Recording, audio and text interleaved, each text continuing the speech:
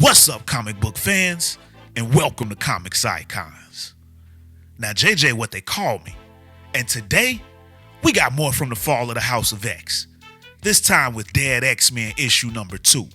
And man, I knew they should have threw away that shard at the end of issue 1, cause now they done went and got Emma Frost killed. And if you guys are lost with how we got here, then I'll leave a card to the previous issue's video up top, and a link to the complete Fall of the House of X playlist at the end of this video. But if you guys are ready to find out what happened when the once thought perished X-Men team left Moira behind in a dead timeline after completing her weapon M, then you guys know what time it is. Let's get it.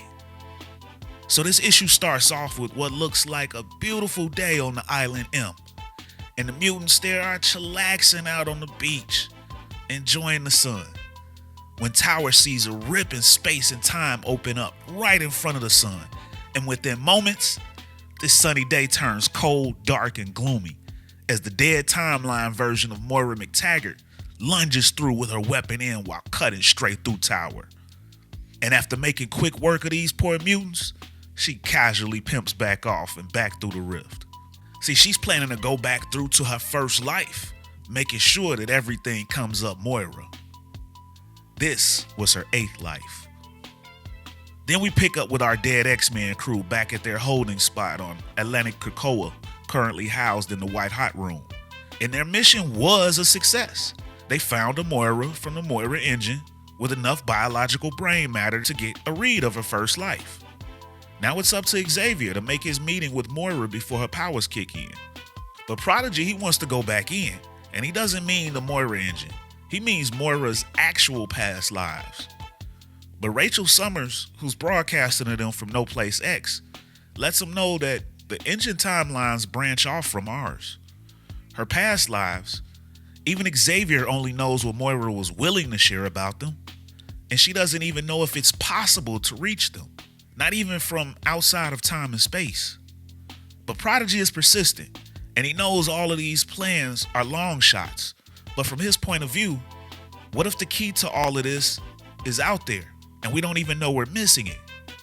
What if he could absorb the knowledge of someone in a past life where they stopped the Dominion?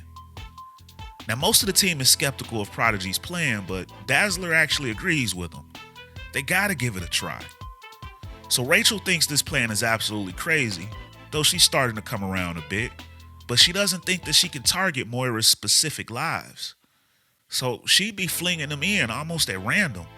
But Dazzler reminds her that they are X-Men, and they know that comes with being in dangerous situations.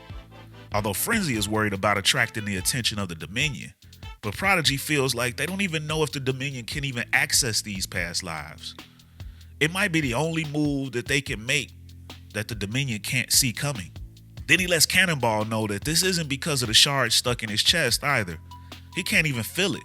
And even if he could, they still don't have enough time to spare. Then while broadcasting to the group, Rachel starts to feel the effects of No Place X getting attacked. And you can see that attack in my Rise of the Powers of X issue number 2 video. And I'll place another card up top. But because of this, it's now or never for the group. So they all decide to attempt to pull it off. So Rachel sends them into one of Moira's past lives. And once they get there, they see a litany of Ultron robots attacking Washington, D.C. And even though these guys' portal opens up right in front of a massive crowd, nobody's really paying attention to them since, they're under attack by Ultrons. Now, we've seen in the last issue that with Prodigy's powers unlocked, he would usually be freaking out right now from downloading all the minds of these people. But for some reason, he's fine. Even with his limits off, his powers seem completely under control right now, which is more than likely due to that Mcron crystal shard in his chest. So as the rest of the team start to defend against the Ultrons, Prodigy decides to figure out which timeline they're in. So he runs over to a nearby newsstand to see what he can find.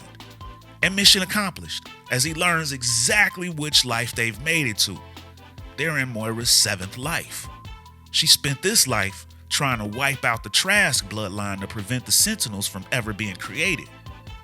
But killing the Trask didn't stop AI from coming online. It just changed who started it. So if Moira has already killed Simon Trask, then they're about 10 years out from Moira's death and reality resetting. The problem with this, though, is when Prodigy downloaded Moira's mind, he never saw anything about Ultrons attacking the Capitol. So something here has changed.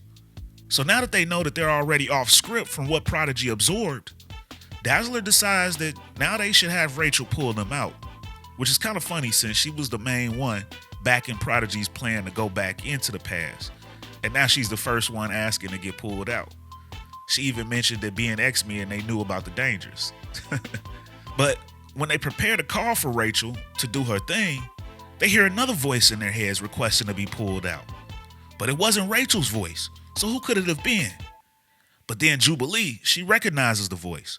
So she leads the team towards it, and when they open a pathway through the debris, Emma Frost steps out holding a student. Then she collapses. But this Emma Frost doesn't recognize these X-Men, so they realize things here must have gone very differently. So at the risk of interfering too much in this timeline, Jubilee still decides to question Emma about what happened here and what they're up against. So Emma decides to show them. Then we see 10 minutes prior, and Hank Pym is given a disposition at the Capitol regarding using his Ultron models to safeguard American communities.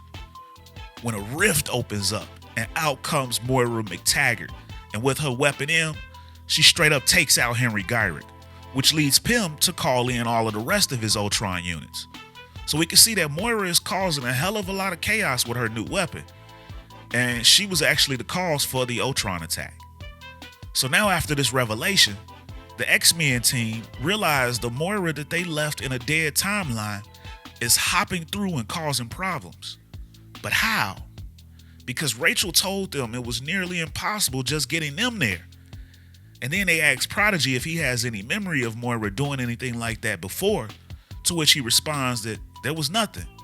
This was their fault. They changed the path. And if you remember back to the first issue, it was the completion of Moira's Weapon M that allows her to time jump through all of these realities. Like I said in that video, these guys should have cleaned up those Mcron shards. But we all know the X-Men aren't the best with cleaning up their messes. But while realizing their fault in the matter, Emma Frost dies in Jubilee's arms. So these guys are really responsible for Emma Frost's death in this timeline. Then we see Prodigy, who realizes that there is no precedent for what happens if these timelines change. So these guys need to do something about it. Then Frenzy steps up and reminds the team that the insane Moira mentioned her first life. So think of the harm that she could do if she went back to the beginning. If we're all responsible for her tearing her way through reality, then there's only one thing that they can do about it. They've got to find Moira and put her down by any means necessary. And that, ladies and gentlemen, is the end of the issue. So y'all, how we feeling about this series so far? And that Weapon M is kind of dope, I can't lie. That Moira would make for a pretty sick hot toy, I think. And I asked this question after the last video, and we kind of got an answer and we kind of didn't. But I'm wondering if that Mcron shard in Prodigy's chest will give him some kind of a power up. I think so far we can see that it at least helps him control his powers, which I'm sure he loves. But I wonder if it'll unlock anything else. But how you guys feeling about how all of this is starting to come together? And do you think that it's possible that when Xavier goes back to talk to younger Moira, maybe insane Moira meets him there? So you guys give me all your conspiracy theories and what you think this is all leading up to. And if you guys enjoyed this video and this channel, and you'd like to support the channel, then you could do so by joining the new Iconic Fan Club channel membership.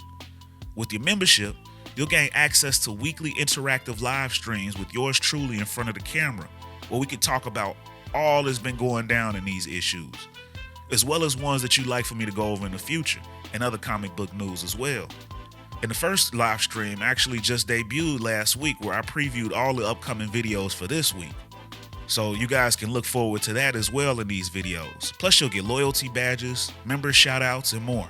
Or you can donate to the channel with a super thanks. And if you're not able to do either of these, then you guys could still be a ridiculously huge help to the channel. by dropping a like, share, and subscribing to Comics Icons for more icons in the comic book world.